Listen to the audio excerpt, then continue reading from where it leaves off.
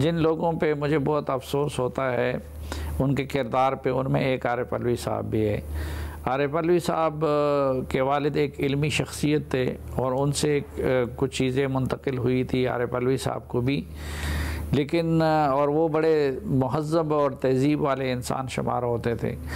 लेकिन हमने देखा कि दरनों के दिनों में वो एक महफ़िल में यहाँ तक कह चुके थे कि हाँ, मैं अनार्किस्ट बन चुका हूँ।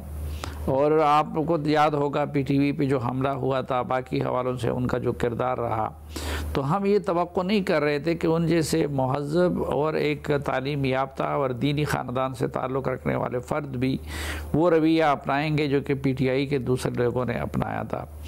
फिर जब वो सदर बने तो वो पूरे पाकिस्तान के सदर थे, लेकिन बदकिस्मती से उनका रवैया हमेशा ये रहा कि वो पाकिस्तान के सदर कम और PTI के सदर ज़्यादा दिखाई दे रहे थे। आपको याद होगा उनके पास अगर फ़ाइज़ ईसा का रेफरेंस आता तो भी वो बग़ैर जांचे और बग़ैर देखे उसको फॉरवर्ड कर देते थे। इसी तरह एक एक दिन में 10-10 असम्बली से बिल मंजूर कर, वो 40-40 तक बिल मंजूर किए गए और वो उन्होंने आंखें बंद करके उन पर दस्तखत कर लिया। किसी बिल को भी रिकन्सिडरेशन के लिए नहीं भेजा क्योंकि वो इमरान खान साहब को खुश रखना चाहते थे। तो ये जो चीमा साहब ने इशारा किया वो अपनी जगह पे कि अब उनका एक मसला ये है कि इमरान खान साहब भी उनसे मुतमईन नहीं है, वो भी उनसे खुश नहीं है। पार्टी की सफ़ों में उनको शक की नज़रों से देखा जाता है क्योंकि गुज़िश्ता 5-6 महीने में उनका जो किरदार रहा उससे इमरान खान मुतमईन नहीं है।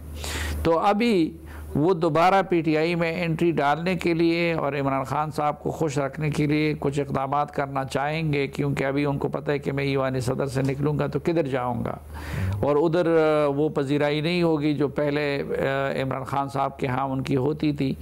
तो हो सकता है उन्होंने इसी नीयत से किया हो कि इमरान खान के गुड बुक्स में दोबारा शामिल हो जाए।